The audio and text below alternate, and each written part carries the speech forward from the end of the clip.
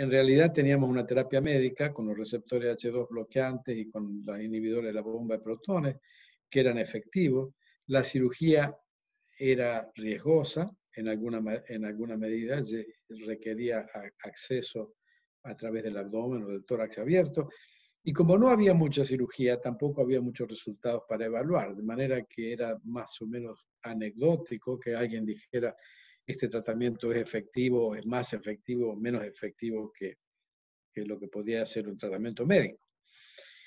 En el 91 se introduce la laparoscopía como tratamiento del reflujo y poco tiempo después aparece el primer estudio aleatorio que muestra que la cirugía es en realidad más efectiva que la terapia médica, porque ahora, en ese momento, en el 91, se operaba un gran número de pacientes y se ve que la cirugía era mejor para curar la esofagitis desde el punto de vista endoscópico. En cuanto a la seguridad de la cirugía y a la salvedad de lo que se estaba haciendo, aparece un report que muestra que, comparado con los años anteriores, la mortalidad bajó del 1.5 al 0.5%, es decir, una disminución de 3 veces lo que era la mortalidad. Y la morbilidad, y ahí se ve la esplenectomía como un reflejo de la morbilidad en general, baja del 4% al 0.5%, o sea que la morbilidad decrece también muy significativamente. Entonces, la baja mortalidad, las bajas complicaciones y los resultados iniciales hacen que en el 90 haya un gran entusiasmo por este tipo de terapia. Y si uno se fija en el número de cirugías que se practicaban en el 1990 hasta el 1997, se ve que hay una curva exponencial con la parte más oscura de las barras mostrando la laparoscopía, muy poquito en el 90 y el 65% de los casos en el 97. Y esta evolución sigue porque se muestra también, ahí se ven los números en total de procedimientos, que la cirugía por reflujo va de un 4.4 desde el punto de vista epidemiológico, digamos, de una sociedad por 4 por 100.000 habitantes a 12.4 por 100.000 habitantes. O sea que es una cosa desde el punto de vista social y económico de la medicina que es muy importante porque es un movimiento de triplicación, digamos, de los casos. El entusiasmo crece aún más cuando se publican los resultados de 3 estudios aleatorios prospectivos consecutivos que muestran que la cirugía no solamente era mejor para curar la esofagitis, pero que es mejor para tratar los síntomas, es mejor, disminuye mejor que la terapia médica la exposición ácida del esófago, tiene un efecto muy marcado en las complicaciones laringopulmonares, algunas de ellas ni se sabía que existían hasta que no se ve la cirugía, y todo eso por periodos de 5 a 10 años. Y entonces hay un gran entusiasmo por la cirugía. Este fue el estudio famoso de Lundell que se publicó en el 2001 y que muestra tratamiento quirúrgico en una barra sólida, tratamiento médico en la barra, en la otra barra, en la proporción de remisión de los síntomas en los pacientes. Y como ustedes ven, hay una diferencia significativa en favor de la cirugía. Este es un estudio que se publicó con respecto a las complicaciones respiratorias de la cirugía y mostraba en este estudio también cómo cuando se comparan con controles, los pacientes que tienen asma y que tienen reflujo gastroesofágico evolucionan mucho mejor con la terapia quirúrgica que con la terapia médica. Este es un estudio también de esa época, del 2005, ya empiezan a pasar algunos años, donde muestra que el cambio mecánico, por así decirlo, de la cirugía es significativo. Aumenta la presión del esfínter esofágico inferior mejor que los inhibidores de la bomba de protones, disminuye el score de Dimister en una forma significativa menor que los inhibidores de la bomba de protones, los síntomas y el estado general de salud, los dos muy superiores a los resultados médicos. Y entonces empieza uno a preguntarse, bueno, a lo mejor la laparotomía y el acceso laparotómico eran buenos, pero no sabíamos porque no teníamos suficiente número para compararlos. Y este estudio aleatorio prospectivo de Inglaterra muestra que la laparoscopía es mejor que la cirugía abierta, tiene menos complicaciones, tiene menos laparoscopic Nissen fundoplication en la tabla, en la parte izquierda, comparado con la cirugía convencional de Nissen fundoplication. Ustedes pueden ver como los síntomas, la regurgitación, la pregunta al paciente si se haría la cirugía de nuevo o la necesidad de reoperaciones, todos favorecen significativamente a la parte laparoscópica. De manera que hasta este momento que se publica este trabajo, lo que nosotros sí estábamos aceptando y sabíamos era que la cirugía en general era más efectiva que la cirugía, que la aplicación médica, la terapia médica para pacientes con reflujo, y que la laparoscopía tenía una ventaja todavía por encima de la cirugía convencional con respecto a los síntomas, a la regurgitación y a la aceptación, digamos así, de los pacientes de ese tipo de cirugía. Y cuando todo parecía estando muy bien para los cirujanos que hacen gastroenterología, aparece el primer estudio que mueve el piso, por así decirlo, a la cirugía.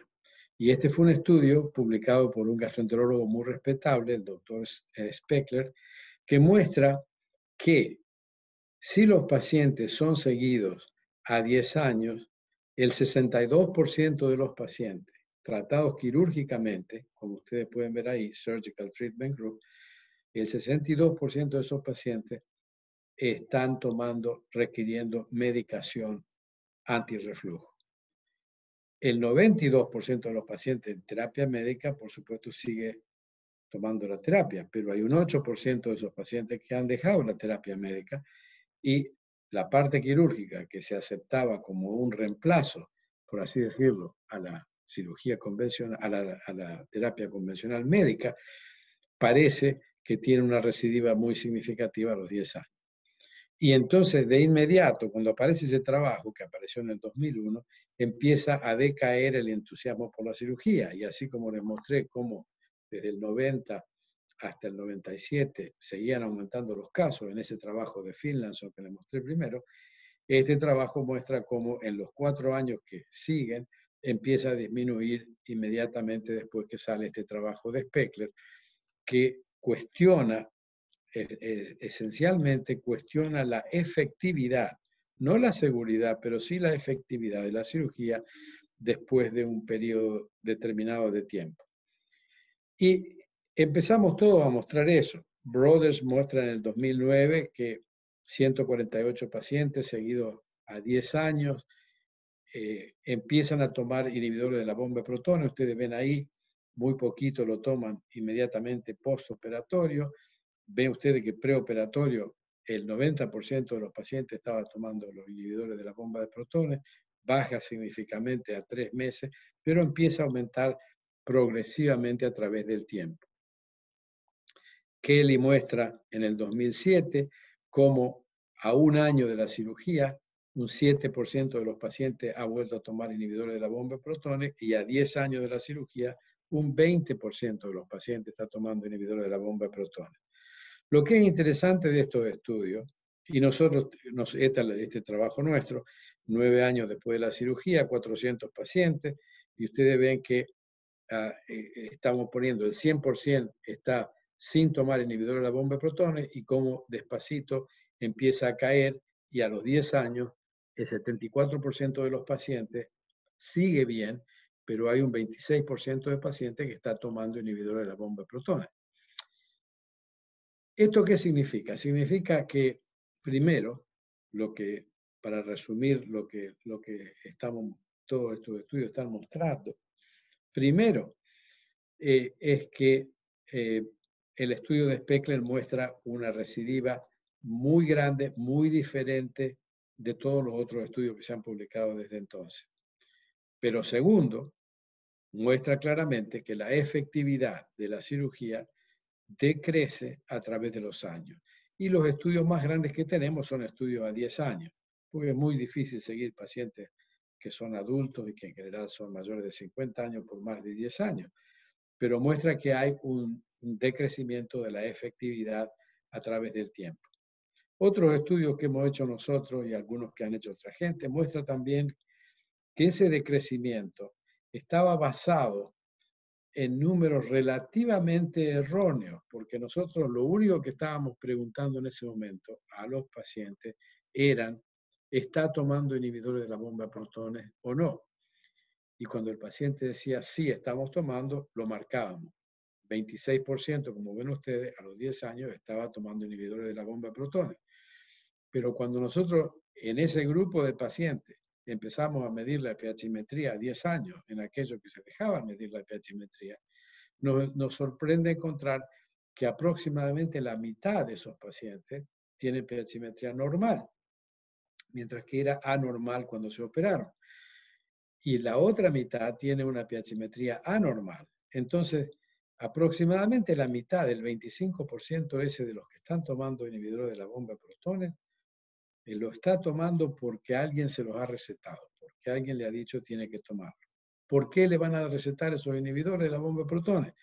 Bueno, cuando el paciente ha ido a ver a un gastroenterólogo o a un médico clínico o a alguien con síntomas gastrointestinales que pueden o pueden no ser relacionados con el reflujo, pero que tiene una historia de reflujo, que tiene una historia de operación, hay una tendencia de no estudiarlos mucho, de ponerlos en inhibidores de la bomba de protones y ver si los síntomas se mejoran.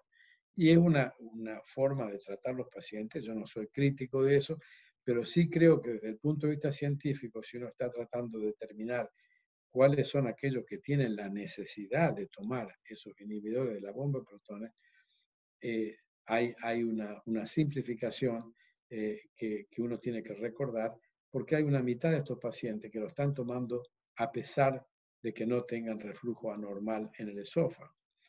Pero lo más interesante de esto no es la mitad esa en los cuales se le da el inhibidor de la bomba de protones, quizás sin necesidad o quizás tratando de que le cure alguna otra cosa, pero sí la mitad que tiene reflujo anormal, porque esa mitad que tiene reflujo anormal tiene dos características.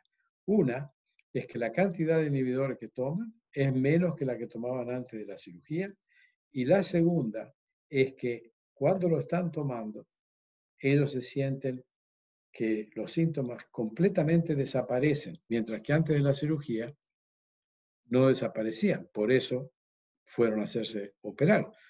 De manera que hay un beneficio residual que es difícil de medir de la cirugía más allá de los 10 años, aún en esos pacientes que corresponden al 26% ese que está aquí entre el tope y el 100%, esa mitad de esos pacientes que están acá arriba y que tienen reflujo medido anormal con pHimetría, todavía sienten que ellos están en una condición mejor que la que estaba preoperatoriamente. Ahí está el resumen de lo que yo les decía anteriormente.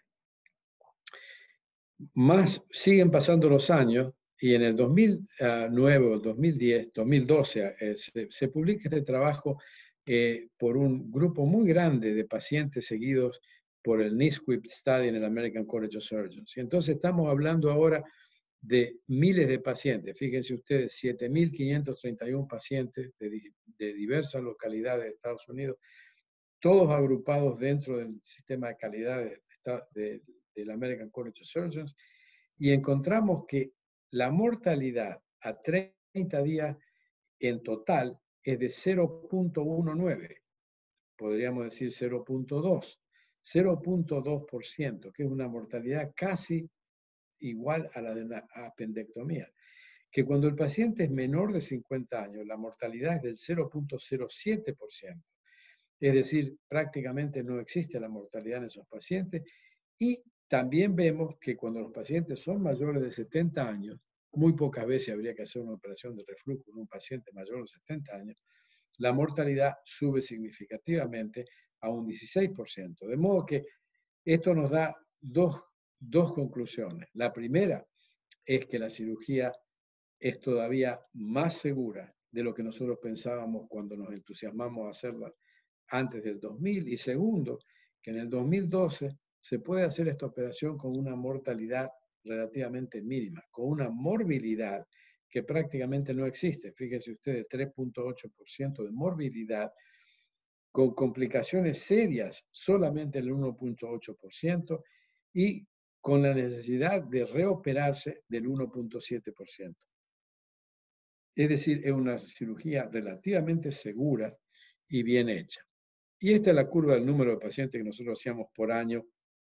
Ustedes pueden ver que sube significativamente, que baja cuando bajó en otros lugares y que después de estabilizarse empieza otra vez a subir porque empezamos a ver que hay necesidad de primera operación. En este caso, fíjense ustedes, del 94 al 2009, operamos 1.250 más o menos pacientes con primera operación, pero ya 229 pacientes con reoperación, de los cuales solamente 41 eran nuestros, el resto eran pacientes derivados que habían sido operados en otros lugares. Pero empieza el ciclo de reoperaciones de la cirugía y algunos de ellos que han tenido ya 2 reoperaciones y que han fallado, pasan a hacerse gastrectomía total por recidiva del ERGE. Entonces, con todo eso que aprendimos durante los primeros 20 años, 15 años, ¿cuáles son las indicaciones de esta cirugía? ¿Cuáles son los pacientes que pasan a ser ideales? ¿No es cierto? Las indicaciones modernas incluyen personas jóvenes con enfermedad severa, porque esos pacientes muy probablemente tengan que tener inhibidores de la bomba de protones u otro tipo de terapia durante muchos, muchos años. Cuando la enfermedad es severa y cuando el paciente es joven, estamos mirando a una vida entera de tratamiento. Y como los inhibidores de bomba de protones no se aconsejan en pacientes embarazadas, mujeres, por ejemplo, se benefician con este tipo de cirugía. Personas de media edad, con manifestaciones repetidas a través de los años, o con duración de más de 5 años, aquellos con una historia de más de 5 años, porque sabemos que si han pasado 5 años, esto va a seguir por el resto de la vida de los pacientes. Aquellos pacientes que han tenido reflujo y que desarrollan complicaciones, como la disfagia, la estenosis del esófago, pacientes que tengan complicaciones pulmonares, y este es un capítulo muy especial dentro de la indicación quirúrgica del ERGE porque tiene 2 características que aprendimos en estos 25 años que son importantes. La primera es que si la enfermedad laringea o la enfermedad pulmonar está relacionada con el reflujo, es decir, si existe reflujo, existe enfermedad pulmonar y existe a través de los test que se han hecho una conexión entre las dos, la cirugía es muy efectiva. Es muy efectiva. Esa es la primera conclusión. Segundo, que no hay ningún tratamiento médico que sea mejor que la cirugía en estos pacientes que tengan complicaciones laríngeas o complicaciones pulmonares cuando cuando el diagnóstico ha mostrado que las dos están conectadas, ¿no es cierto? Pacientes con hernias gigantes o esfínteres muy hipotensos, es decir, pacientes que tengan una abnormalidad mecánica, por así decirlo, que los lleva a eso. Cuando existe una anormalidad mecánica como la que se muestra en esta radiografía, por ejemplo, es la posibilidad de complicaciones que no están asociadas con el reflujo en sí, pero que muchas tienen reflujo asociado, que es la torsión del estómago, la necrosis parcial del estómago, la perforación del estómago, la obstrucción completa del estómago proximal, la disfagia, la regurgitación severa, no regurgitación como normalmente vemos en el reflujo, sino una regurgitación masiva por una oclusión parcial del vaciamiento del estómago proximal. Todas esas cosas llevan a complicaciones a veces mortales que hacen que la cirugía sea efectiva o se deba considerar en pacientes que tengan hernias hiatales gigantes. Y hablábamos de las complicaciones pulmonares y nosotros hemos hecho muchos estudios que se han publicado con seguimiento de 5 años, 6 años, 4 años, etcétera. Es decir, seguimiento relativamente largo y con un número relativamente grande de pacientes. Y esto muestra, por ejemplo, cuál era la frecuencia y la severidad en este caso la frecuencia de la tos preoperatoriamente, fíjense ustedes, en una escala de 0 a 5, el número de pacientes que están alrededor de 4, ¿no es cierto? Y postoperatoriamente, ¿cuáles son los resultados en estos pacientes con respecto a la frecuencia de la tos? El average, la línea roja, está mostrando el promedio de todos los pacientes, pero fíjense ustedes que hay un grupo muy grande de pacientes que tienen una resolución completa de esta enfermedad, ¿no es cierto? Y hay un grupo relativamente grande, 75% de los pacientes que están mejorados, con un 41% de los pacientes en los cuales está completamente resuelto. La llave para esto está en el diagnóstico adecuado, no solo del reflujo, no solo de la enfermedad pulmonar, sino también de la conexión entre los dos. Y si nosotros nos fijamos en ronquera, el mismo tipo de efectividad, 66% de pacientes mejorados, 42% resueltos completamente. Nosotros hemos tenido un interés muy grande desde hace muchos años y fuimos los primeros protagonistas que mostraron en el mundo que existía una relación directa entre la presencia de una enfermedad relativamente rara que se llama, se llama IPF, que es Inflammatory, es una enfermedad que se suponía que era idiopática, Idiopathic Pulmonary Fibrosis. La fibrosis pulmonar idiopática, de nuevo una enfermedad relativamente rara, nosotros teníamos un centro muy grande atraída por uno de nuestros pulmonólogos, Ganesh Raghu, que era muy famoso en el mundo por sus estudios clínicos de la enfermedad esta idiopática. Y acá les muestro un CT scan, que es la manera más común de hacer el diagnóstico. Lo hacemos además del CT scan con biopsias también, ¿no es cierto?, que muestra una neumonitis intersticial muy avanzada.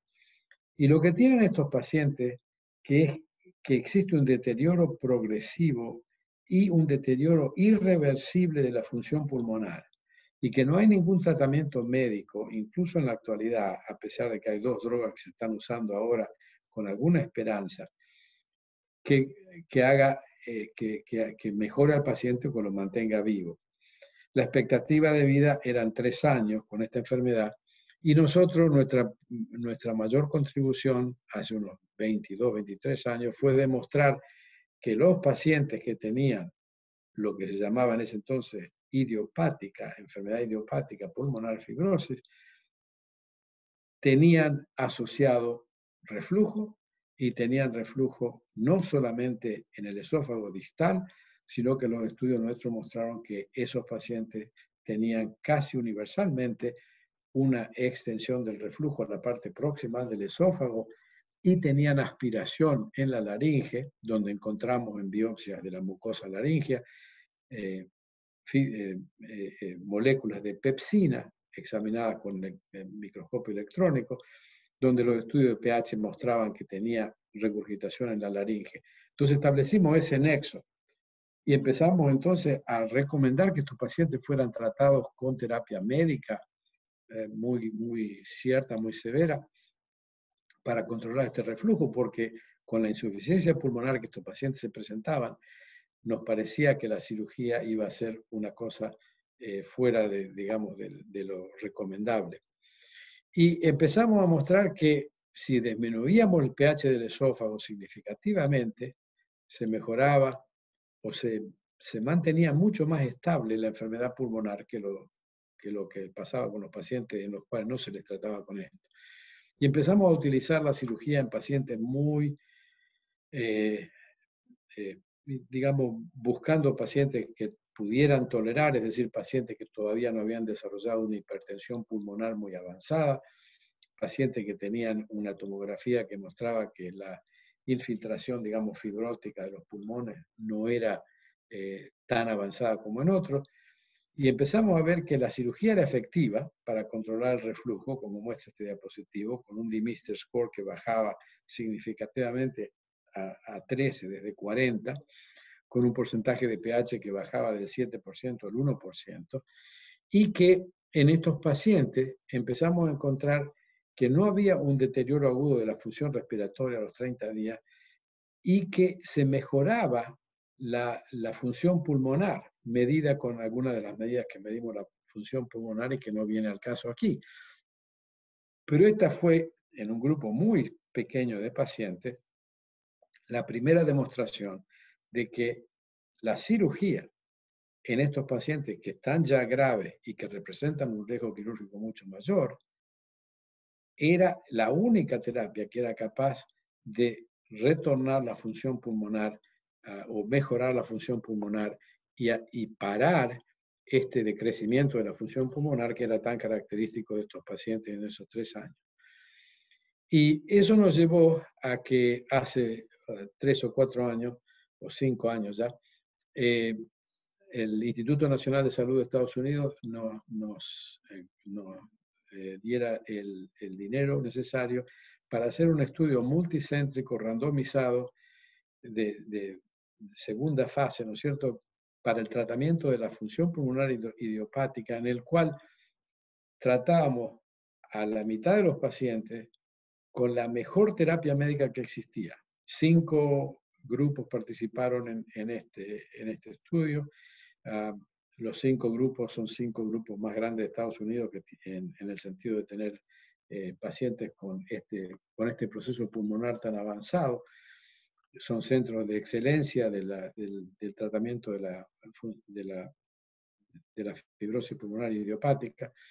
Y nosotros contribuimos en este estudio con 2/3 de los pacientes, un poquito más de 2/3, 68% de los pacientes fueron operados por nosotros, el resto fue dado por el resto del... Cuando se termina el estudio, después de un seguimiento de 1 año en estos pacientes, que 1 año en general en estos pacientes era entre la mitad y 1/3 de la vida que les quedaba, y fíjense ustedes la edad de los pacientes, la edad es comparativa en los 2 grupos, hay un poquito menos de mujeres en el grupo quirúrgico y la raza era similar en los 2 grupos. Lo que encontramos es que la disminución de la función pulmonar, el cambio en la función pulmonar era mejor en la cirugía que en los pacientes tratados médicamente, como muestra el gráfico de más arriba entre la raya azul y la raya roja. Pero lo que es más importante es que durante 1 año, en este grupo, que constituye aproximadamente 60 pacientes, ¿no es cierto?, la mortalidad, se espera que la mortalidad sea del 10%, 15% en el primer año de seguimiento. Hubo 5 muertes en este grupo de 60 pacientes en el primer año de follow-up, y está marcado allí en rojo los pacientes que estaban tratados médicamente y el único paciente que estaba tratado quirúrgicamente que falleció, que es el de más abajo, y ese paciente falleció de un cáncer pulmonar. De manera que nos muestra a nosotros que todos estos pacientes que fallecieron en el momento del primer año de seguimiento, la gran mayoría de estos pacientes eran del brazo de tratamiento médico. Y mueren estos pacientes fundamentalmente por una exacerbación aguda de la enfermedad. Y fíjense ustedes que la exacerbación aguda en la primera línea era mucho más común en aquellos que no habían tenido cirugía que en aquellos que habían tenido cirugía. La necesidad de hospitalizarse mayor en aquellos que no tenían cirugía versus aquellos que sí tenían cirugía. Y la necesidad de recurrir a trasplante pulmonar como salvación de estos pacientes en un paciente en la parte no quirúrgica de eso. Ahí después ven la muerte, 18% en un grupo, 3% en el otro grupo, y los cambios de la función pulmonar. En definitiva, lo que este estudio demostró era que en este momento, en la actualidad, con el mejor tratamiento médico, con estas 2 drogas nuevas que existen, comparando un grupo de pacientes tratados médicamente por el reflujo y agregándole toda la terapia médica posible, comparada con un grupo en el cual solamente le tratábamos con la fundoplicatura de Nissen, esto parecía ser una cosa muy, muy efectiva. Entonces, para resumir en los últimos minutos, lo que estamos hablando es de la efectividad de la cirugía. en el reflujo, en la regurgitación, en la pirosis, etcétera, en la esofagitis, y de la cirugía en las complicaciones pulmonares por aspiración de la cirugía. La otra complicación que se ha estudiado bastante es el esófago de Barrett y el efecto de esta cirugía en el esófago de Barrett. Y allí pueden ver ustedes que la cirugía en el esófago de Barrett se ha demostrado por varios estudios que tiene una tendencia a eliminar o disminuir aquellos pacientes que tienen menos de 3 centímetros de esófago de Barrett. No es tan efectiva en aquellos que tienen esófago de Barrett más avanzado. Y un punto importante es decir, que hemos aprendido, es decir, a quién no ofrecerle la cirugía. Y yo les voy a mostrar digamos, lo que yo creería que es lo más típico de los pacientes que no hay que ofrecer la cirugía. Mujer, 51 años, 2 años de pirosis. Si alguien recibe este paciente en la clínica, ¿no es cierto? Una persona relativamente saludable, con 51 años y con una historia de 2 años de pirosis. Con 2 años, con eso solo uno empieza a pensar, ¿tiene esta paciente una enfermedad que se puede tratar quirúrgicamente?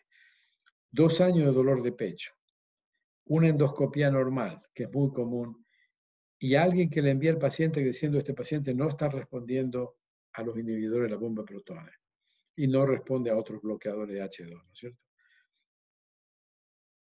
La razón por la que el paciente viene, obviamente, por la falta de respuesta a 2 terapias que son relativamente efectivas.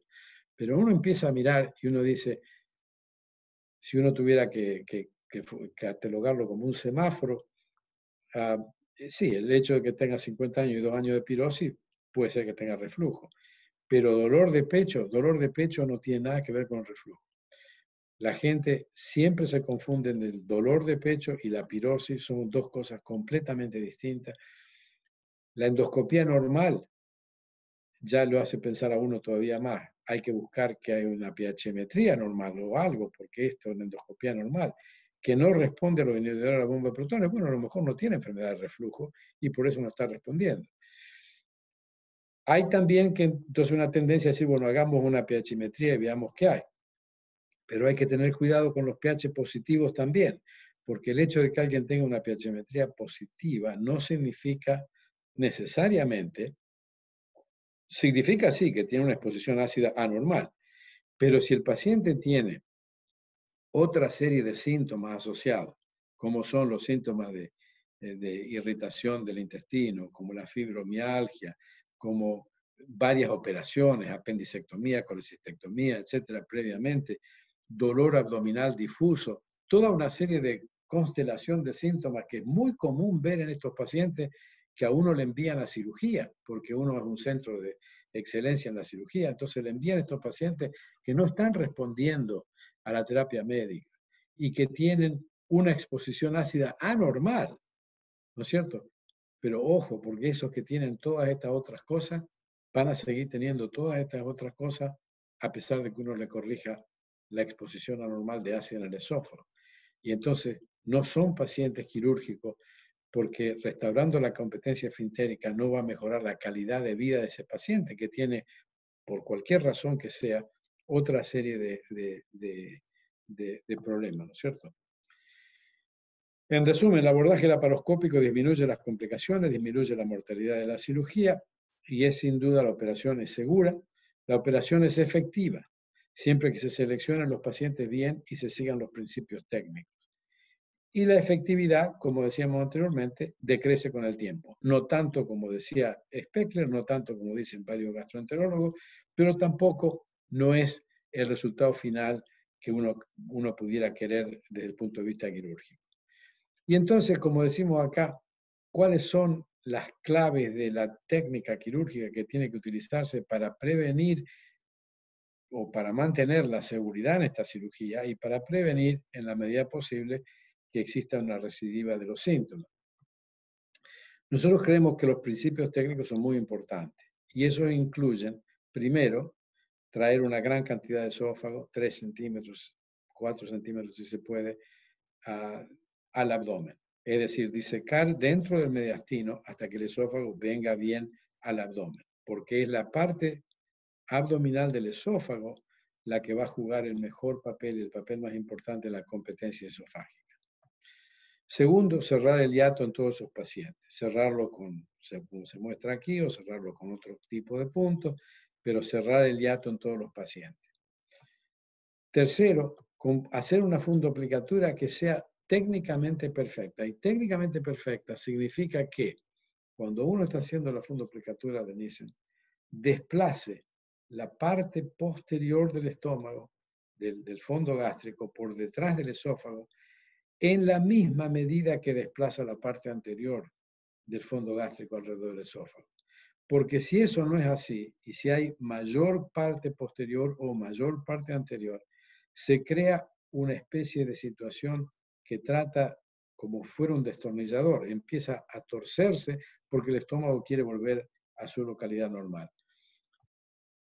Y para hacer eso, uno tiene que hacer una serie de medidas que no vamos a tener tiempo de discutir hoy, pero que podemos discutir si ustedes tienen interés, en cómo hacer para determinar cuál es el punto de la cara anterior del fondo gástrico y el punto de la cara posterior del fondo gástrico que uno tiene que buscar para sacarlo. Allí está una pinza tomando la curvatura mayor del estómago, en la parte más alta del estómago. Ustedes ven que el esófago está Fíjelo tranquilo que hay alrededor tiempo, doctor. de eso.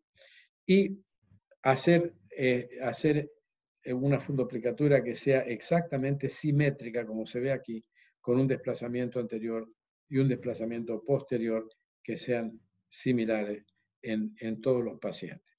Pero después de hacer todo esto, yo creo que es esencial que se haga una endoscopía y que se haga una endoscopía para ver cuál es la forma que tiene la fundoplicatura, como se ve aquí, que es perfecta, con un desplazamiento similar de la cara posterior y de la cara anterior del estómago, y con un manguito que está alrededor del endoscopio, que es fundamental.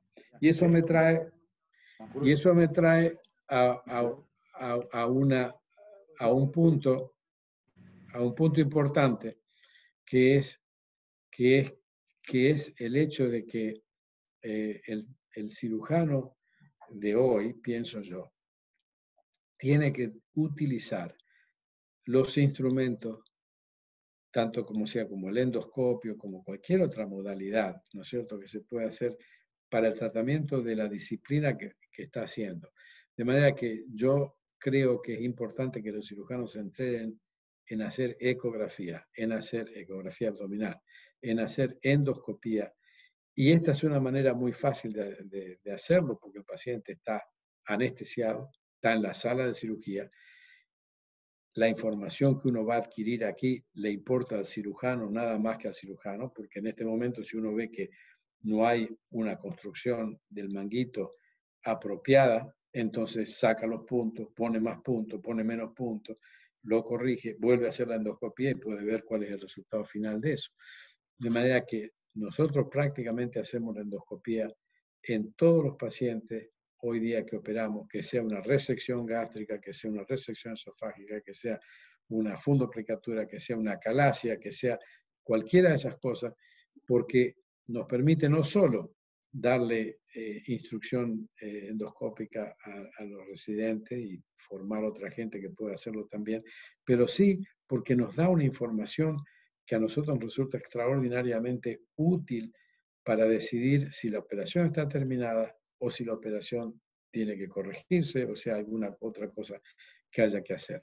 Y nos permite mantener el control de un instrumental que tradicionalmente la mayoría de los cirujanos no querían hacerlo. Yo me entrené con el doctor Skinner en cirugía esofágica en el año 1975, 76, 77, y él proponía en ese entonces la intubación de todos estos pacientes y el examen endoscópico. Y lo interesante era que en ese entonces no teníamos endoscopio de fibra, o sea que teníamos que hacer la endoscopía sin endoscopio de fibra. Y sin endoscopio de fibra es imposible hacer la visión, ¿no es cierto?, retrógrada del manguito esofágico, del manguito que teníamos aquí. Pero acostumbrándose uno a hacer la endoscopía en todos los pacientes, yo creo que es una parte más esencial del examen físico del paciente que a nosotros nos puede ayudar muchísimo en cirugía gastroenterológica. Y entonces, ¿cuáles son los resultados que nosotros hemos observado? Y esto me parece que la razón por la cual Fernando me había pedido que hablara específicamente de esto era que después de hacer una revisión de lo que aprendimos en los 25 años, de la historia de la cirugía en los 25 años, poner un poquito de énfasis en una cosa que aprendimos durante un tiempo, durante yo diría 5 o 6 años, después de estar haciendo exámenes de resultados en todos los pacientes y decir qué es lo que estamos aprendiendo, la pregunta más común que nos hacía el paciente a nosotros y la pregunta más común que nos hacían gastroenterólogos en los simposios donde íbamos, en los paneles que discutíamos esto, era ¿cuál es el resultado de la cirugía? Y lo que nosotros aprendimos, lo que yo aprendí con estos estudios de resultados, fue que no hay un resultado que uno pueda decir la cirugía es efectiva en el 80%, o en el 70%, o en el 50%. Lo importante es determinar que hay varios elementos que constituyen en cirugía gastroenterológica, y en especial la cirugía del reflujo, varios elementos que constituyen cada uno de ellos un resultado de por sí. De manera que hoy en día, si yo tuviera que hablar de esto, diría que la cirugía es extraordinariamente efectiva en la regurgitación a 10 años, porque hay muy pocos pacientes que tienen regurgitación a 10 años, pero no es tan efectiva a 10 años en el tratamiento de la pirosis. Este diapositivo muestra el 94% de los pacientes tenían pirosis preoperatoria y el 91% tenían regurgitación.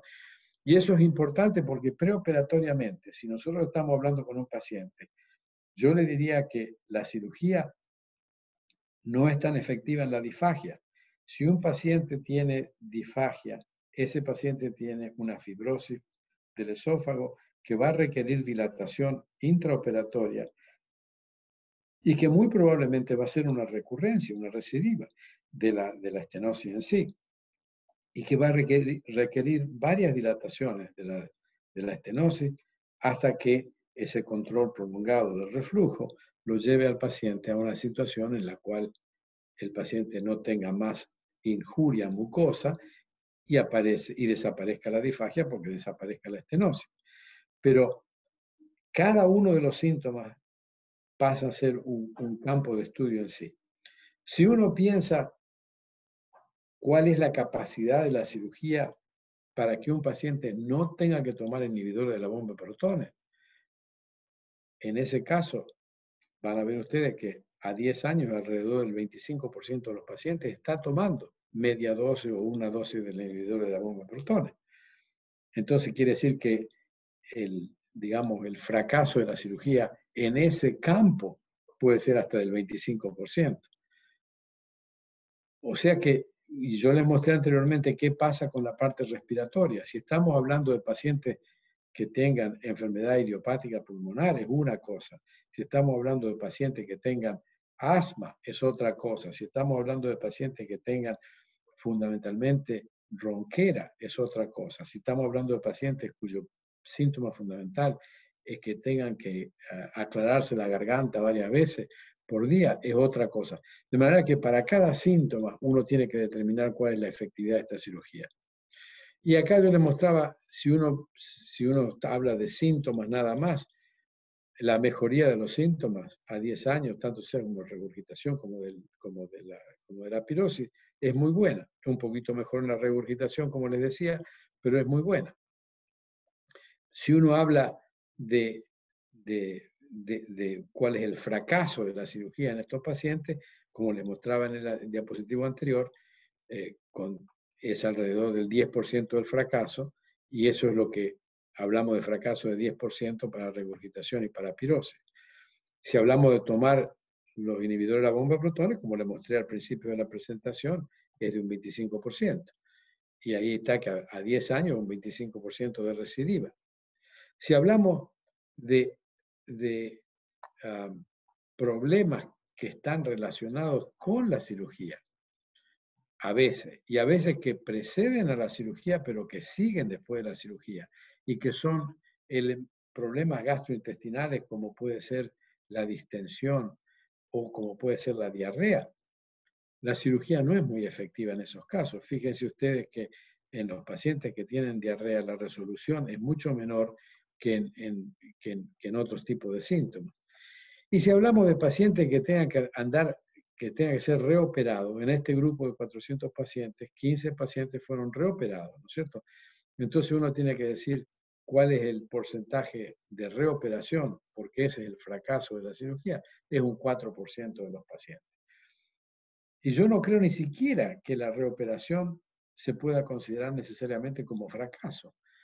¿Por qué le digo eso? Porque sabiendo lo que hemos aprendido en estos 25 años, digamos, con el decrecimiento a través de los años de la efectividad de la cirugía, yo les digo a los pacientes que después de 10 años van a empezar a tomar, puede ser que tengan necesidad de tomar inhibidores de protones, puede ser que ellos quieran buscar otro tratamiento y que la reoperación es una forma de tratamiento también. De manera que hay pacientes que han sido reoperados no porque estaban disatisfechos con la cirugía, sino porque estaban muy satisfechos con la cirugía y con la resolución de los síntomas durante 5 años, o 4 años, o 6 años, y que quieren hacerse una reoperación. Por supuesto, de la gente que viene de afuera a reoperarse, hay pacientes que vienen porque tienen una malformación de la fundoplicatura, hay pacientes que vienen porque tienen disfagia, que nunca habían tenido disfagia y que ahora no pueden comer, hay pacientes que vienen porque tienen una perforación del esófago. O sea, hay otra serie de razones para reoperar a un paciente, pero reoperarlos por reflujo, en general son pacientes que están satisfechos con la primera operación y que siguen viniendo por eso. O sea que yo creo que seleccionando a los pacientes cuidadosamente, y para mí selección significa una buena historia, significa una buena endoscopía, significa una buena función, medimiento de la función, con todos los elementos que se pueden medir la función hoy, que sea con pHimetría, que sea con otra forma de medición. Es importante seleccionar a los pacientes y no ofrecerle la cirugía a aquellos que sabemos que no le vamos a cambiar la calidad de la vida, porque existen otros problemas en su vida que son muy graves y que requieren otro tipo de tratamiento. La técnica de la operación tiene que ser impecable y seguir los principios, y si se hace eso, los resultados de la cirugía son excelentes. 2 palabras del LINX. Yo creo que el LINX es un tratamiento que ha demostrado que sea efectivo, ¿no es cierto? Este es un manguito que se pone alrededor del esófago, pero creo que el costo de esta cirugía y el hecho de tener un implante foráneo, digamos, al cuerpo, me parece a mí que lo hace menos apetitoso que la fundoplicatoria de Nissen.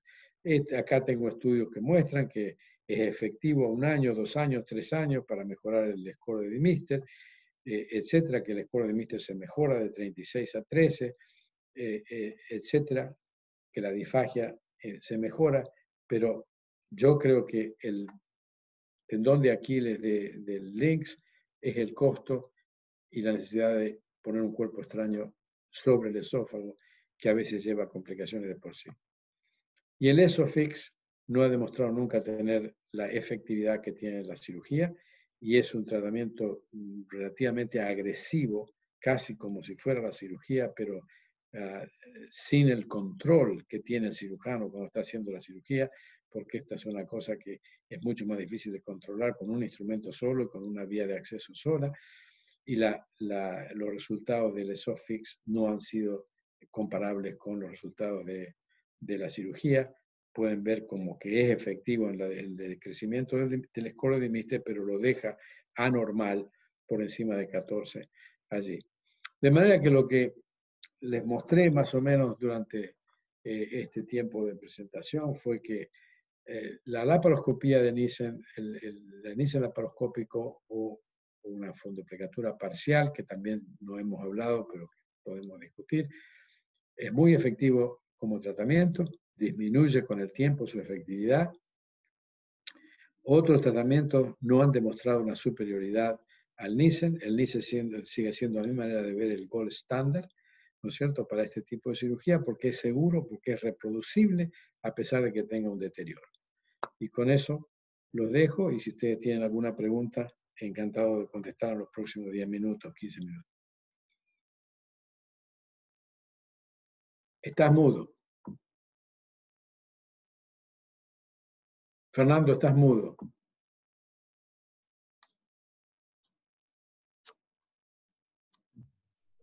Muchísimas gracias. Impresionante, muy bueno tal cual. Y esa foto, la verdad, terrible, Lake Bay. Ahí estuve yo paradito, descalzo con el frío. Bueno, le agradecemos muchísimo la conferencia, estuvo extraordinaria, tenemos muchas preguntas y vamos a empezar a hacerlas ya desde ahora. Así que la primera pregunta la va a hacer el doctor Pablo Cingolani, que es moderador de este simposio, y después pasamos a hacer las preguntas de todas las personas que tenemos acá. Pablo. Muchas gracias, doctor. Excelente su conferencia.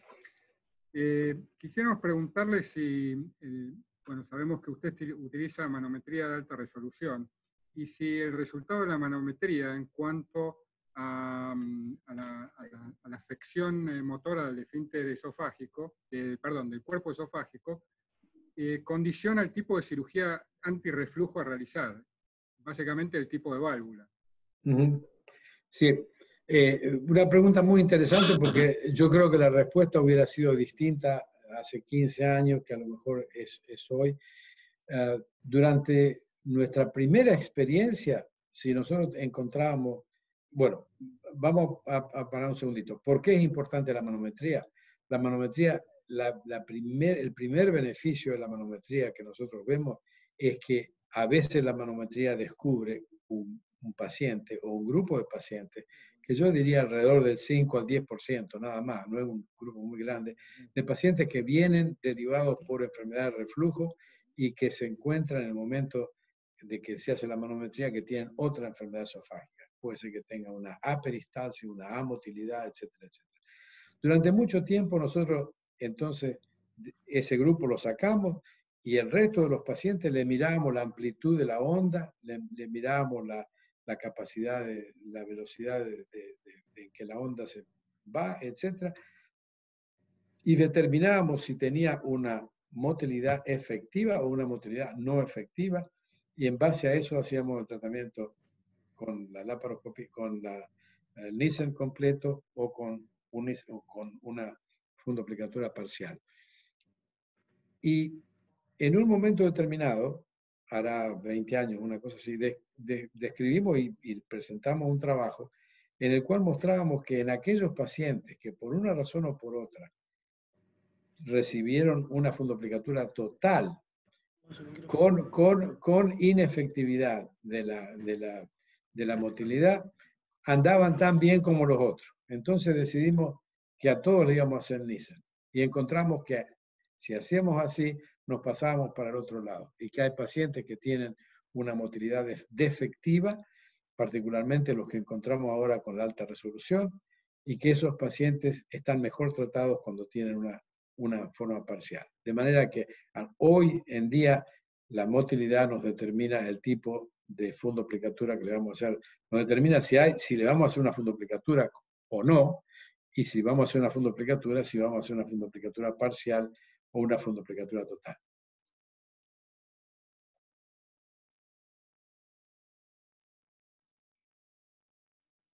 Está mudo. Sí, tranquilo. Me silencio, me silencio para no molestarlo mientras habla. La segunda pregunta, y le agradecemos mucho esa respuesta, la segunda pregunta, la del doctor Adolfo Badaloni, que siguió atentamente. Ahora si lo encontramos en los chats le vamos a mostrar alguna foto de Adolfo de su casa. ¿Cuál es la conducta en la primera recidiva con regurgitación severa? En un paciente que ha tenido una fundoplicatura previa. Y que ha recidivado, y que el síntoma fundamental de la recidiva es la regurgitación. Sí, severa. Severa. Yo diría, primero y fundamental, buscar la manometría que decía Sigalone hace un ratito, ver una manometría para ver cómo funciona ese esófago. Y segundo, esos pacientes que tienen una recidiva temprana y que tienen una recidiva fundamentalmente con la regurgitación, son pacientes que en general tienen un problema mecánico con la fundoplicatura, que sea parcial, que sea total, tienen una hernia hiatal recurrente o tienen una fundoplicatura que no está mecánicamente bien hecha, y entonces nosotros le hacemos estudios radiológicos con tomografía computada y con la tradicional, ¿no es cierto?, con varios, le hacemos endoscopía y tratamos de ver si podemos determinar cuál es el problema mecánico que los lleva a la regurgitación. Y si tienen un problema mecánico, entonces nosotros los reoperamos a esos pacientes y le hacemos un takedown total, completo, de toda la cirugía que se había hecho antes y una reconstrucción completa nueva. Perfecto, perfecto. Yo creo que Badaloni se había quedado contento con la respuesta. Tengo acá otra pregunta de Axel Huesco relacionado con lo mismo, pero más específica, en la que dice, ¿qué resultados anatómicos tiene en cirugías por recidiva anatómica? En general, uno ve altas tasas de recurrencias, incluso colocando una malla. Bueno, hay varias partes de esa pregunta. Entonces, Sí. La primera es cuáles son los resultados generales. Y yo le diría que en general, cuando nosotros estamos haciendo la cirugía por primera vez, le hablamos a los pacientes de un éxito en la medida que yo les mostraba recién. Necesidad de reoperación en un porcentaje muy bajo de casos, necesidad, etcétera, etcétera. Todo lo que yo les mostraba anteriormente. Cuando nosotros hacemos una reoperación, yo les digo siempre a los pacientes que piensen que todo lo que les dije para la primera operación vale menos un 25%, que hay que sacarlo un 25%, porque la recurrencia, la recidiva de la recidiva es mucho más común que la recidiva o que la recidiva inicial. ¿Me explico? Sí, perfectamente. Porque ya hay cicatrización, hay endurecimiento de los tejidos, hay una serie de cosas que hacen que uno, a pesar de que deshaga todo y lo rehaga todo de nuevo, que el resultado final no es tan bueno como en la primera operación.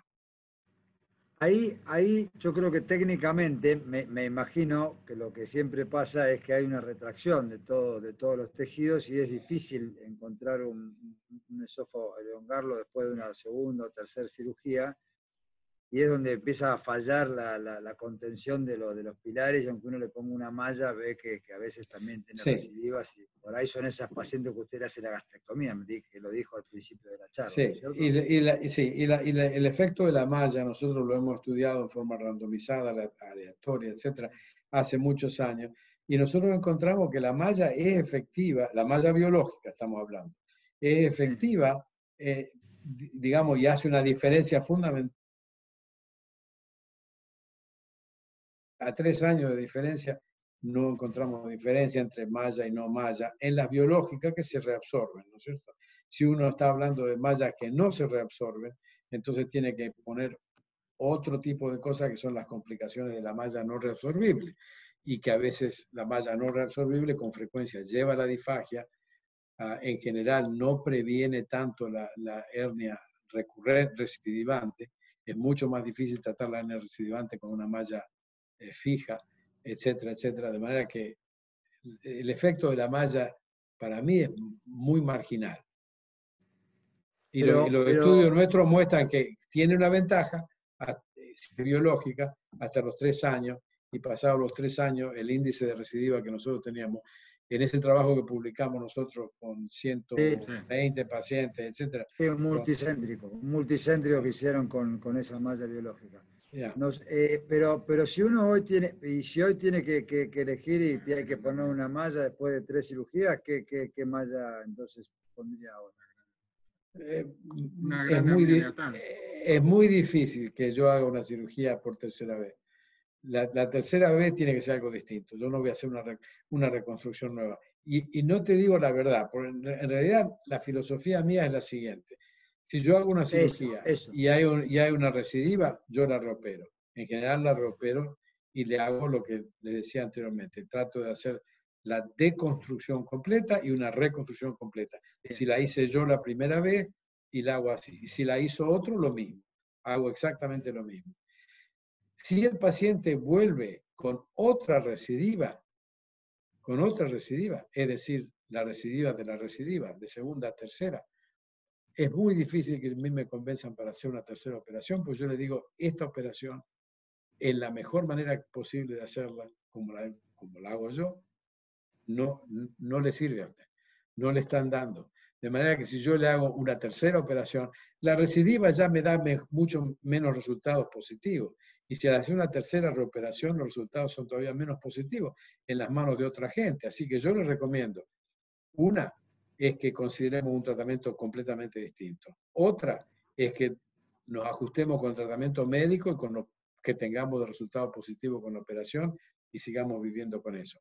A menos que sea una hernia paraesofágica que ya tiene otro tipo de problema. Entonces vamos a corregir la hernia paraesofágica y la podemos corregir con una resección laparoscópica del fondo gástrico o con alguna otra cosa. Hay siempre maneras de reconstruirla, ¿no es cierto? Pero entonces estamos atendiendo a un problema mecánico específico que es la hernia yatal. ¿Y acá qué papel juega la derivación duodenal total? Por ejemplo, en estos casos de tercera recidiva. Mira, yo no soy muy... La experiencia no es suficiente como para decir, bueno, que uno tenga... Ya lo sé, porque me lo hizo yo la única cosa que yo creo que tiene algún sentido para esos pacientes que tienen fundamentalmente una complicación pulmonar asociada con una regurgitación masiva muy grande después de una primera recidiva y de una segunda recidiva donde el esfínter esofágico está totalmente inutilizable y hay un reflujo constante y el paciente tiene complicaciones pulmonares, es hacer la resección completa del estómago. Y entonces hacer una Roux-en-Y al esófago. Para mí eso es más fácil, más simple, más derecho y entonces elimina eso. Pero es una operación muy grande, ¿no es cierto? Pero es una operación que después de una rehabilitación de 30, 60 días, 90 días, el paciente vive sin el problema de reflujo más. Perfecto. Vamos a volver un poquito para atrás porque hay mucha gente joven preguntando. Le voy a hacer una pregunta que están haciendo los residentes y me están diciendo si corta siempre los vasos cortos. Entonces ahí se podría referir un poquito al concepto de floppy Nissen y cómo se haría hoy una cirugía bien hecha de un Nissen aparte de toda la movilización que dijo intraesofágica. Entonces, si la pregunta es, ¿se puede hacer el Nissen sin cortar los vasos cortos? La respuesta es sí, se puede hacer sin cortar los vasos cortos. Yo personalmente los corto siempre, porque para mí es más fácil reconstruir el fondo gástrico alrededor del esófago, le quita toda posibilidad de tensión a esa reconstrucción que le estoy haciendo y no tiene ningún problema negativo. No hemos tenido nunca un sangrado por un vaso corto postoperatorio o algo que haya requerido una reoperación en un paciente. De modo que si uno es cuidadoso, lo suficientemente cuidadoso como para hacerlo bien, la técnica está bien descrita y me parece a mí que le facilita al cirujano hacer una reconstrucción esófago-gástrica completa. Y yo, la verdad que cuando estuve con usted hace unos años y nosotros habíamos aprendido un abordaje empezando por el pilar derecho, vi que usted arranca siempre por el pilar izquierdo. ¿Por qué esa preferencia de secar muy bien el pilar izquierdo, tenerlo todo secado y después ir a la derecha? Porque la verdad, yo te digo, la verdad es porque me acostumbré a hacerlo así. ¿Y por qué me acostumbré a hacerlo? No, Yo no creo que haya ningún problema en Fernando empezar también. por Fernando también, Nosotros acá doctor. también, doctor. yo no creo que haya ningún problema en empezar por el pilar derecho, excepto en ciertas circunstancias. Y no hay nunca problema empezando por el pilar izquierdo. ¿Cuáles son las circunstancias esas y por qué empecé yo por el pilar izquierdo? Porque la primera vez que yo iba a hacer una cirugía laparoscópica, porque yo estaba haciendo en ese entonces cirugía toracoscópica mucho más, la primera vez que hice una cirugía laparoscópica sobre el hiato, 3 días antes o 4 días antes que yo tuviera que hacerla, me llamó un director del hospital, de un hospital vecino a San Francisco, un hospital de comunidad, donde decía él que había un cirujano loco, no loco, pero que quería hacer una cirugía laparoscópica de la fundoplicatura y que empezó a hacer la disección y se llevó por delante la cara anterior de la vena cava. Y le hizo un pequeño agujerito a la vena cava que pasó a ser un agujero más grande cuando trató de suturarlo o cuando trató de poner un clamp y que abrieron el paciente, que no tenían un clamp adecuado, buscaron un clamp de Satinsky, se salió eso, bueno, etcétera, etcétera. El paciente se murió de una hemorragia aguda. Entonces yo dije, no, yo quiero que cuando me llegue el momento de disecar cerca de la vena cava, yo ya esté con una exposición anatómica tal que yo sé dónde está el esófago, dónde está la curvatura menor del esófago, dónde puede ser que esté la cava. Estamos hablando de un tiempo en el cual teníamos cámaras con un chip que era tan primitivo que se veía blanco y negro, que se veía todas rayitas, etcétera, etcétera, ¿no es cierto? Entonces yo empecé con el pilar izquierdo y me di cuenta que yo para movilizar el fondo gástrico me gustaba empezar un poquito por el pilar izquierdo y cortar enseguida el ligamento freno-esofágico, el ligamento, bueno, freno-esofágico ahí un poquito, pero el ligamento que va del estómago, digamos, hacia el diafragma, y empezar a bajar ese diafragma ahí hasta exponer un poquito el vaso corto más alto. Y después empezaba por abajo, sacaba los otros vasos cortos, y entonces ya tenía un fondo gástrico bien desarrollado. Y empezaba a disecar el esófago y después daba la vuelta por el lado derecho, que me parecía más peligroso. Pero no hay ninguna razón hoy con cámaras buenas, con gente bien. Yo no te puedo decir que la única forma de hacerlo sea empezando por el pilar izquierdo. Cualquiera de los dos pilares está bien. Y en un paciente que es de tamaño normal no hay problema. Pero en pacientes que son muy obesos hay que tener cuidado porque hay mucha grasa sobre en el epiplor menor y hay mucho, y puede ser un poquito más difícil entrar a la disección por ahí. Espera un segundito, le completo la pregunta porque usted lo pasó por encima, pero es muy importante. No es que lo pasó por encima, pero pensó que no tenía tiempo. ¿Cómo es que hace, cómo elige exactamente el punto A y el punto B para que la fundoplicatura quede bien simétrica y como debe quedar y cuando uno la controla por endoscopía? A ver, ¿cómo sería técnicamente para explicarle a los jóvenes cómo buscar eso? Porque yo creo que es una de las claves para evitar una recidiva, ni siquiera una recidiva, que reciben los síntomas, ¿no? Cuando uno hace una fundoplicatura muy simétrica. Mira, yo te diría que es, de la manera que yo me lo puse en la cabeza, es de la misma manera que lo hacíamos con la mano cuando entrábamos con la mano en la cirugía abierta, ¿no es cierto? Entonces poníamos, suponete, el pulgar de la mano derecha sobre la cara anterior del estómago, el dedo medio de la misma mano sobre la cara posterior del estómago, de manera que la curvatura mayor quedaba en el centro de tu mano, y después desplazaba la mano esa, la mano derecha, con su pulgar y su tercer dedo hacia la parte derecha del esófago, venía de izquierda a derecha, y traía entonces la misma cantidad de pared posterior de un lado que la pared anterior.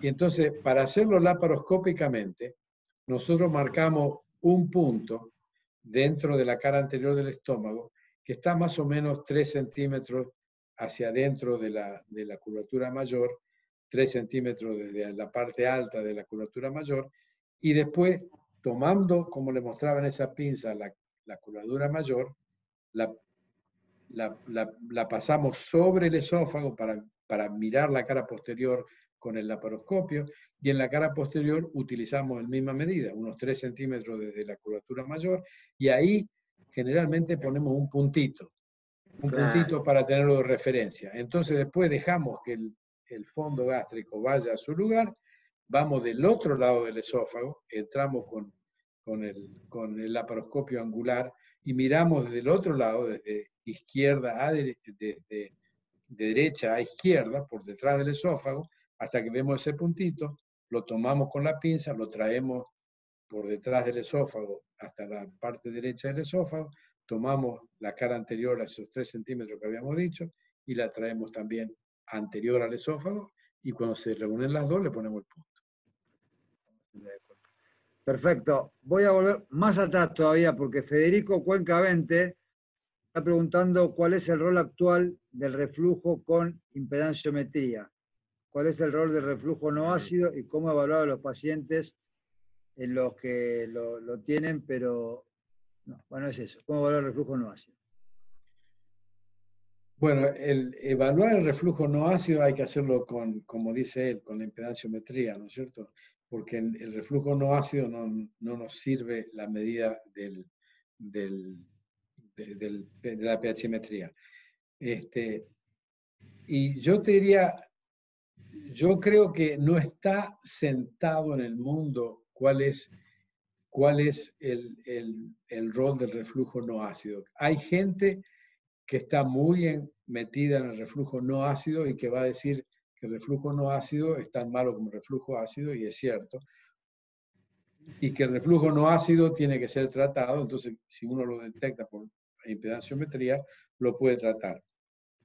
Nosotros no hemos tenido buena experiencia con eso. Cuando nosotros, la mejor experiencia que nosotros tenemos, es decir, el mayor número de pacientes que salen de cirugía y que andan bien y que están contentos y que vuelven a la clínica año tras año diciendo que están contentos, son pacientes que tenían una pHmetría positiva, que tenían un reflujo ácido marcado, con reflujo no ácido asociado, que a veces es común, o sin reflujo no ácido asociado. Y los peores resultados que nosotros hemos tenido son pacientes en quien la pHmetría es normal, pero que después decidimos hacer la cirugía de todas maneras con la sospecha de que tenían un reflujo no ácido. De manera que, como la diferencia es muy marcada, nosotros preferimos tener el reflujo, operar solamente pacientes con reflujo ácido que tengan o no tengan reflujo no ácido. Pero yo no creo que esté completamente claro ese sistema en todo el mundo. De manera que Acá la verdad que lo hacemos muy poco. Acá tengo a Juan Cruz que quiere hacerle una pregunta, doctor. Doc, muchas gracias por la charla, muy buena, y quería preguntarle cuál es el rol de la cirugía antirreflujo en el Barrett asintomático. Barrett corto asintomático. Yo diría cero.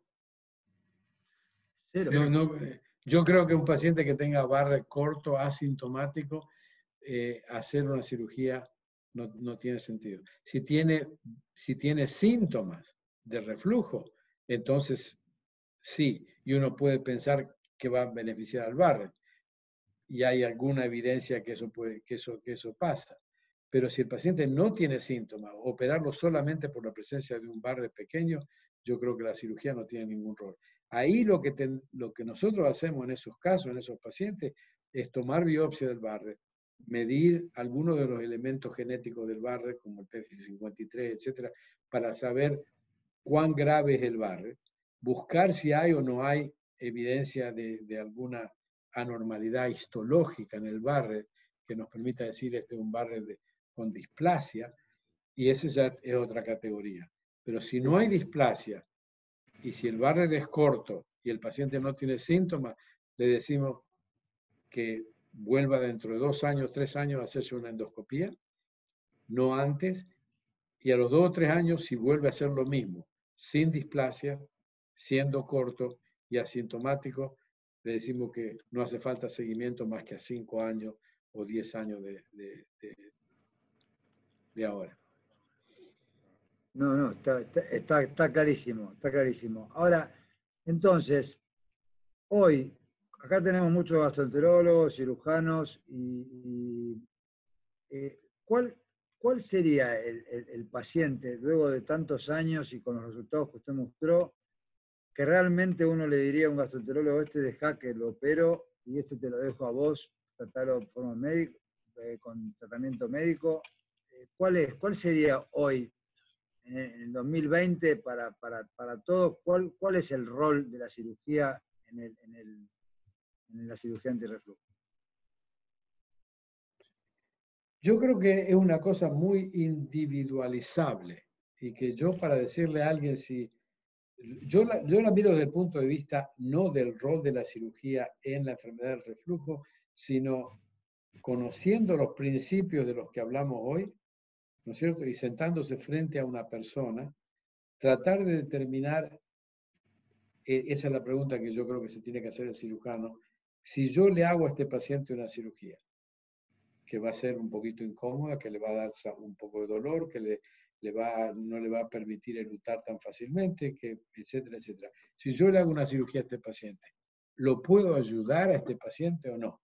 Y entonces yo creo que uno utiliza todos los principios que yo le decía anteriormente para decidir a este paciente, en este momento de su vida, yo creo que la cirugía lo puede ayudar o no. Por ejemplo, es muy distinto si el paciente es joven que si el paciente es viejo, porque vemos que la mortalidad y la morbilidad son completamente diferentes. Es muy distinto si el paciente hace 5 años que sufre, o 2 años que sufre, o 1 año que sufre. Es muy distinto si el paciente ha tenido buen tratamiento, reglado, con inhibidores de bomba protónica, protones, y con buena resolución, y después una recidiva, versus el paciente que nunca tuvo satisfecho con tratarse con inhibidores de bomba protónica. Es muy diferente si el paciente tiene algún síntoma respiratorio asociado o si no tiene síntomas respiratorios asociados. Entonces uno empieza a poner todas esas cosas. Es muy distinto el paciente que tiene reflujo positivo, manometría normal, etcétera, que sería un candidato ideal, que es joven, que tiene una enfermedad de hace más de 5 años, etcétera, pero que además tiene una carga mental, social, gastroenterológica diferente, que tenga irritable bowel syndrome, que tenga fibromialgia, que tenga algo asociado, en el cual sí tiene esto positivo, pero esto no es el driver de su vida, ¿no? Entonces yo corrigiéndole esto, es como si uno dijera, bueno, le voy a cambiar la orientación de la silla en el Titanic porque no me gusta cuando se está hundiendo. No es una cosa que sea. Por eso para mí es enfrentarse con un paciente, mirar cuáles son los detalles de la historia clínica, la edad del paciente, las enfermedades asociadas, etcétera. Discutir con el paciente cuáles son los valores del paciente, qué es lo que más le molesta, Y para mí, el paciente ideal es el paciente que dice, no, yo tomo inhibidores de la bomba de protones, la pirosis se me va completamente, pero yo sigo teniendo regurgitación. Y esa regurgitación me mata. Me acuesto a dormir, siento que me viene la comida a la boca, etcétera, etcétera. Y eso es lo que quiero corregir y eso para mí tiene valor. Entonces eso es completamente distinto. Totalmente. Y acá me dicen otra pregunta que me hace Omelanzuk. Y yo se la voy a juntar con otra que me está haciendo un gastroenterólogo. Hoy en día está todo el tema de Barrett sin displasia, halo, y cuál es el rol de la cirugía antirreflujo con un paciente que se decide hacer halo para el tratamiento del Barrett. ¿Hay que hacerla siempre? ¿La complementamos o lo controlamos y esperamos que haga displasia? ¿Qué recomendamos 2020? Yo creo que lo primero que hay que preguntar es por qué se quiere hacer un halo a un paciente que tenga un Barrett. Porque hay pocas indicaciones para eso. Se sobreusa constantemente porque la gente cobra por eso. Pero a menos que haya una indicación específica, Y lo mismo con la cirugía, yo no estoy hablando contra los gastroenterólogos, estoy hablando No, me van a matar a mí, Entonces doctor, yo- no importa, pero quédese no, tranquilo. yo me- no, escúchame. Entonces yo pienso que si una persona tiene una persona tiene una indicación para hacerle ese tratamiento endoscópico y eliminar el barre, que son muy pocas y muy limitadas esas limitaciones, si uno tiene eso y el barre no tiene displasia de alto grado, estamos hablando entonces de un número muy reducido, porque tiene que tener displasia de bajo grado. Si no tiene displasia, no necesita tener ningún otro tratamiento. Punto. No te necesita el halo, no necesita la cirugía. Si tiene una displasia de bajo grado, se puede hacer la cirugía sola. Si puede una displasia de bajo grado y alguien le quiere hacer un halo y nada más, me parece que en ese caso muy específico, la cirugía puede ayudar, puede complementar porque elimina el reflujo ácido. Pero si tiene una displasia de alto grado y se hace una intervención endoscópica por una displasia de alto grado, esos pacientes yo no creo que haya que hacer la cirugía. Y le digo que no hay que hacer cirugía, en mi manera de ver, porque la cirugía le va a representar, esos pacientes o van a andar bien o van a necesitar una resección. No te escucho.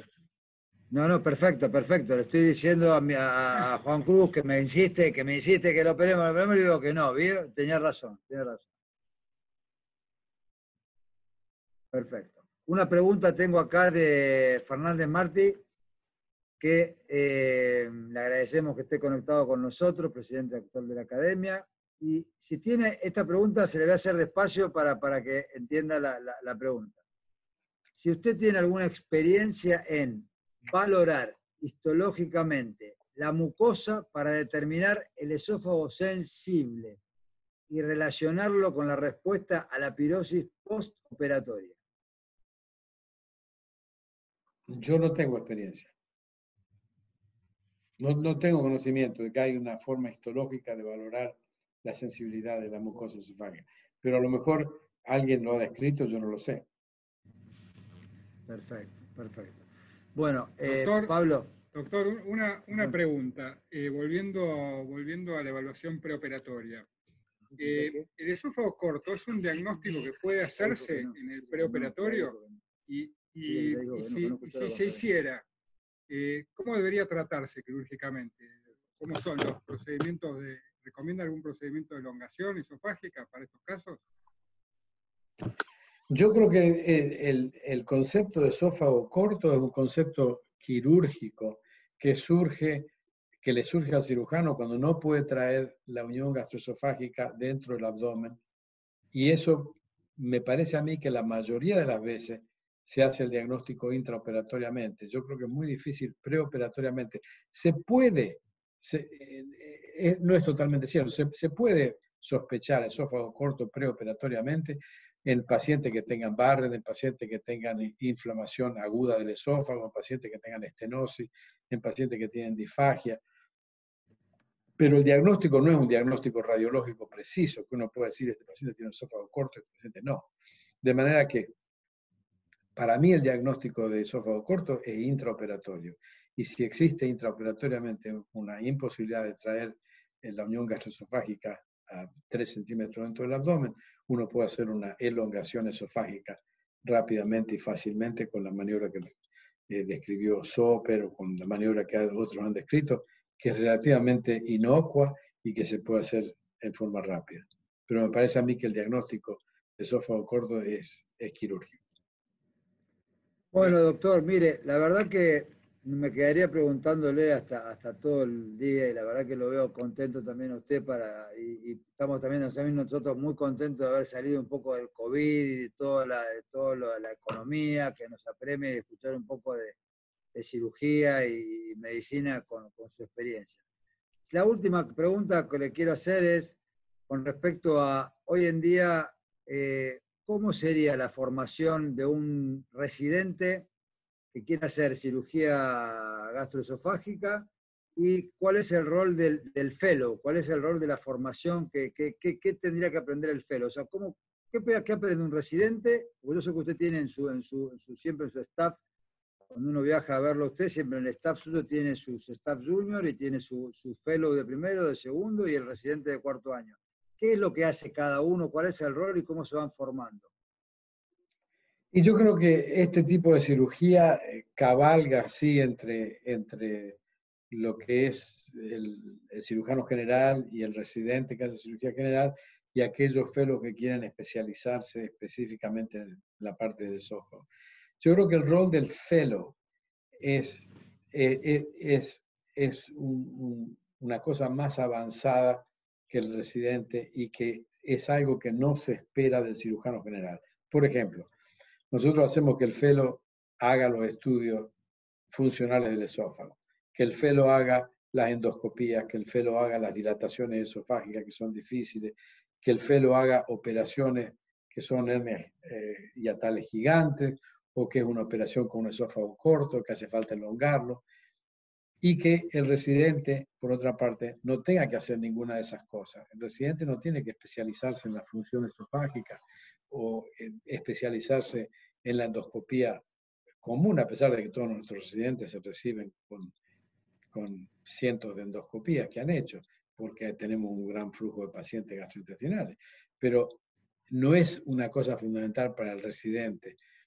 Yo creo que el fellow es el que va a conocer cómo se ve un manguito bien hecho en la cirugía al terminar la cirugía, que es más difícil que lo que el residente va a aprender. El residente va a aprender a hacer la endoscopía común, a ver dónde está sangrando, a ver dónde si hay una esofagitis, a ver si hay un Barrett, a hacer una biopsia esofágica, etc. Esa es la posición actual más o menos que existe. Y el residente puede hacer todas las operaciones relativamente straightforward, como se dice, que no, operaciones de primera vez en pacientes que no son La primera vez. En hernias que no son muy grandes, en lugares donde no hace falta hacer mucha disección y demás. Y dejar para el fellow las cosas más avanzadas. Doctor, mire, más que agradecerle por esta charla, le agradezco por su generosidad que tiene siempre para con todos los médicos de Argentina que lo contactan.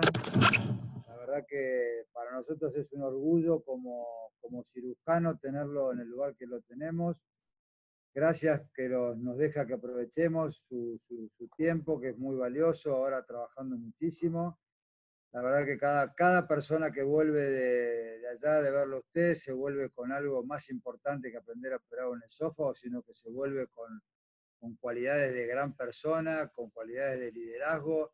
Y la verdad que para todos nosotros es un gusto, y sabe que yo lo quiero especialmente porque viví épocas muy, muy difíciles de mi vida a su lado y escuchando sus consejos, así que simplemente yo le quiero agradecer y me gustaría que nos diga algunas palabras así no de cirugía, simplemente lo que puede decirnos, cómo usted viendo todo el panorama que usted está viviendo ahora allá en Seattle, que me contaba la cantidad de muertes que tuvo hoy, y nosotros estamos esperando esa ola que nunca llega.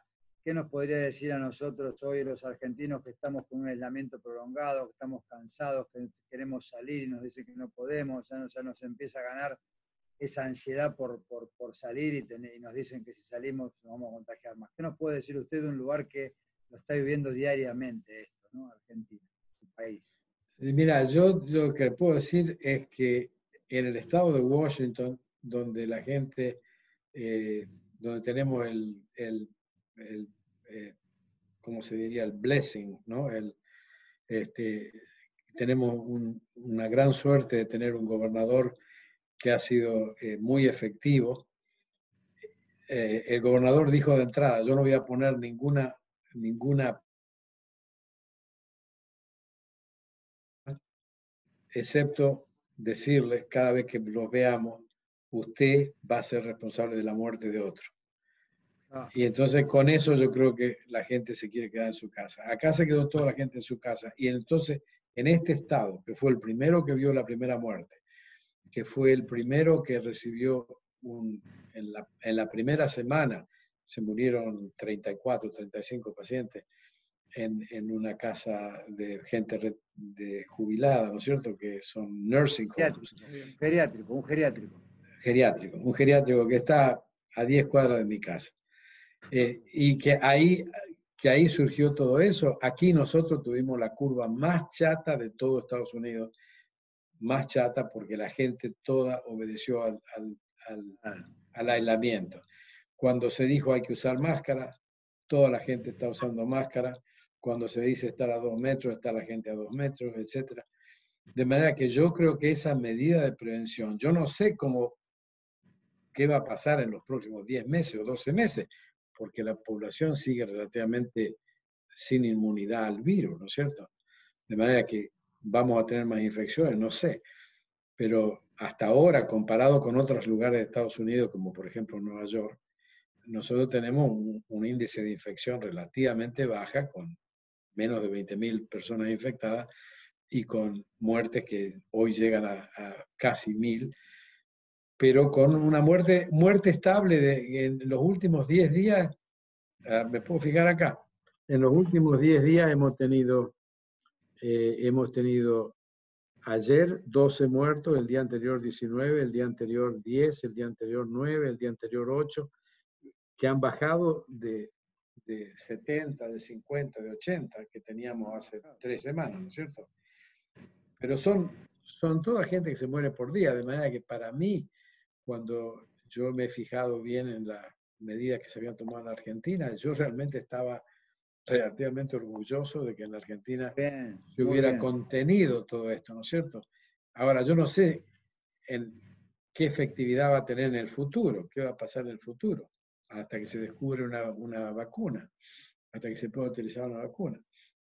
Pero me parece a mí que habiendo visto dos personas de mi edad que trabajaban conmigo, que los dos sufrieron del COVID y que los dos se murieron, que en pocos días, uno de ellos se murió en 36 horas, una cosa así, después de hacerse el diagnóstico, de sentirse un poquito descompuesto, ¿no es cierto? El otro tenía una serie de problemas y había estado en el hospital un par de veces, tuvo una neumonía, y le diagnosticaron el COVID y se murió. De manera que cuando uno lo ve así de cerca, uno se da cuenta que es una enfermedad, que es un virus muy difícil de manejar, que tiene complicaciones muy difíciles y que ahora estamos viéndolo en los chicos, con una enfermedad muy, muy jodida en los chicos chiquitos y en los chicos de... también. Sí. Sí, hoy apareció el primero de los chicos acá en el estado de Washington. En Nueva York ya han tenido más de 100 chicos internados con enfermedades pulmonares y cardíacas muy severas, de coagulopatía, de enfermedades de la piel, con un síndrome múltiple,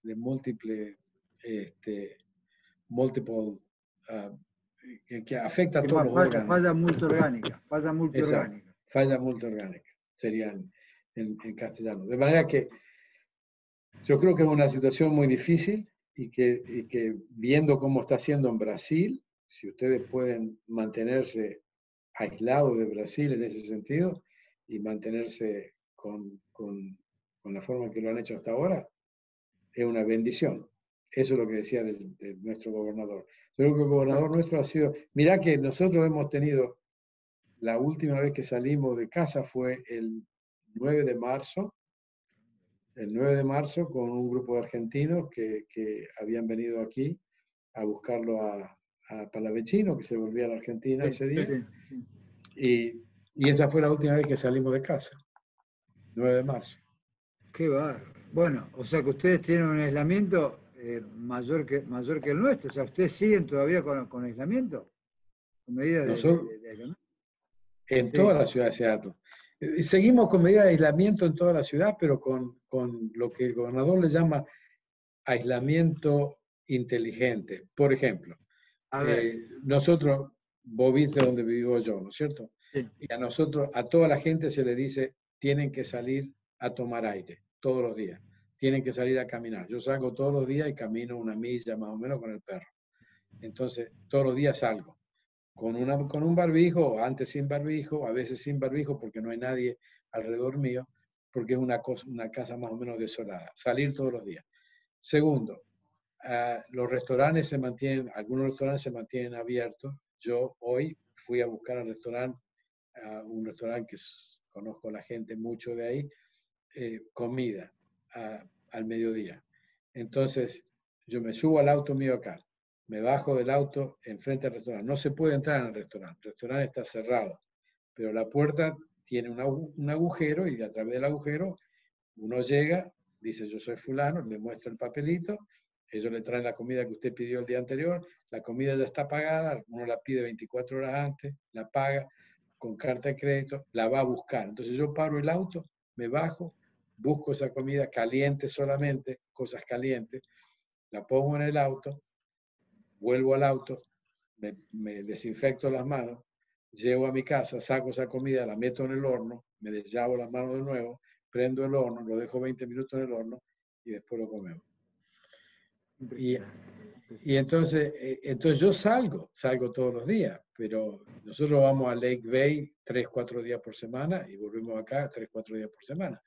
O sea que yo no tengo ningún problema. Eso se puede hacer, eso le permiten hacer, ¿no? Moverse a toda la gente, a toda la gente. Lo que pasa es que cuando uno sale, como salí yo hoy, por ejemplo, cruzando el puente de aquí hasta la ciudad de Seattle, no me encontré ni un auto en el puente, no había ni un auto. Claro. Entonces nadie viaja. Se hizo un estudio aquí, en todo Estados Unidos, en todos los condados de Estados Unidos, y nosotros tenemos el condado más efectivo de todos los condados. El promedio por persona de todas las edades, promedio por persona de todas las edades cuando se empezó el problema acá, era hacer 5.4 millas por día, que vendrían a ser unos 9 kilómetros por día, tomando a todas las personas del estado, los chiquitos, los recién nacidos, a los viejos de 80 años, el promedio total salía aproximadamente unos 8 kilómetros por día. Al día después que empezó la cuarentena y hasta ahora, 60 y pico de días, el promedio son 61 pies por persona, que viene a ser dividido por 3, 20 metros por persona. Y eso lo hacen en base al desplazamiento del teléfono. Entonces, la gente que está en la casa deja el teléfono en un solo lugar y entonces no se está moviendo. Pero si uno sale... ¿A través de una aplicación, doctor? ¿A través de una aplicación? ¿A través de una aplicación o...? No, porque quieren mantener la privacidad y demás, entonces toman todos los teléfonos celulares, y en todos los teléfonos celulares están conectados con una torre, entonces siguen a todos los teléfonos celulares para ver el desplazamiento que hay. A todos. Y entonces, todos los celulares, pero no hay uno individualizado, nadie sabe que es el de Fernando Yudica. Ven a uno que se va afuera. Lo único que saben es que hay un teléfono y hay otro teléfono. Este teléfono se desplazó 20 millas, este se desplazó 18, este se desplazó 16, este se desplazó 15. Sumás todo eso, dividís por número de ciudadanos y sabés cuál es el desplazamiento total que existe con una proximidad. Por supuesto, vos podrías dejar el teléfono desconectado y dejarlo en tu casa, etcétera, pero nadie hace eso. La gente está siempre hablando por teléfono, recibiendo mensajes, etcétera, de manera que el teléfono, la movilidad de los teléfonos es una manera de medir la movilidad social. Y con eso se hacen los cálculos de cuánta gente se va a morir y cuánta gente va a estar internada. Y nosotros tenemos en la universidad lo que se llama el Institute of Health Metrics, que es el instituto más famoso del mundo. Y entonces le damos al presidente de Estados Unidos, a los gobernadores de todos los estados y al nuestro, le damos los datos de cuáles son las pretensiones. Yo me puedo fijar ahora cuántos pacientes se van a morir de COVID dentro de 10 días, o dentro de 14, o dentro de 13, y hay una variación dentro de eso, en el cálculo, que depende exclusivamente del desplazamiento de los teléfonos. Si los teléfonos están todos como estaban el 15 de marzo, nosotros vamos a tener la última muerte por COVID en julio 2, la última, y después no hay más muerte de COVID en julio y en agosto. Si nosotros, en vez de eso, empezamos a desplazarnos más, vamos a tener 3 muertes por día, 4 muertes por día, 5 muertes por día. Bueno, es como un indicador más, es un indicador más. Perdón, la verdad que yo ya lo saludo, pero le hago para una pregunta así global. Me dijiste que era la última pregunta. Sí, ya sé, pero le voy a hacer una más porque sabe por qué. Escúchame, ahora dígame cómo va a salir un gran país como Estados Unidos con la crisis económica, porque sé que hay médicos que se quedan sin trabajo, que no hay pacientes, ¿cómo va a ser, cómo se imagina usted la reactivación de los hospitales y la atención de los pacientes que no son COVID y que necesitan de los controles y las cosas que tienen que hacer? A través de esos estudios que yo te decía del Instituto de Health Metrics, ¿no? Acá se saben los números de respiradores, de terapia intensiva, de camas, de hospitales, de disponibilidad de pacientes, de enfermeras, etcétera, etcétera, ¿no es cierto? Y entonces se hace un cálculo. Y el cálculo que se hizo para los hospitales fue cuando los hospitales puedan trabajar y volver a trabajar en forma electiva como trabajaban antes, manteniendo una reserva del 30% de terapia intensiva, de cama de terapia intensiva, entonces pueden volver a operar. 30% de ocupación. No, 30% de mantener surge capacity, ¿cómo se dice? Capacidad para quirúrgica. Capacidad para traer pacientes. Para traer pacientes con COVID. Entonces, nadie puede tener una ocupación hoy legalmente dentro de este estado. Cada estado es diferente acá, pero dentro de nuestro estado, cuando se hace el cálculo de que uno va a poder atender todos los pacientes COVID que tiene. Nosotros tenemos en este momento hoy 112 pacientes con COVID y de los 112 hay 42 que están en terapia intensiva. Hoy. Pero se hace el cálculo ese, ¿no? Si se hace el cálculo ese, ¿cuántos pacientes se pueden operar en nuestro hospital hoy que requieren terapia intensiva o que requieren una cama hoy, dejando por encima de esos pacientes un 30% de camas libres y de terapia intensiva libre? Es muy costoso hacer eso, pero es la única manera de empezar. Entonces nosotros vamos a empezar a hacer cirugía electiva el lunes próximo, el 18 de mayo, por primera vez después del 9 de marzo. El 18 de mayo se empieza la cirugía electiva en el hospital y nosotros hemos estado durante todo este tiempo acumulando los pacientes que tienen que estar, que tienen que hacerse cirugía.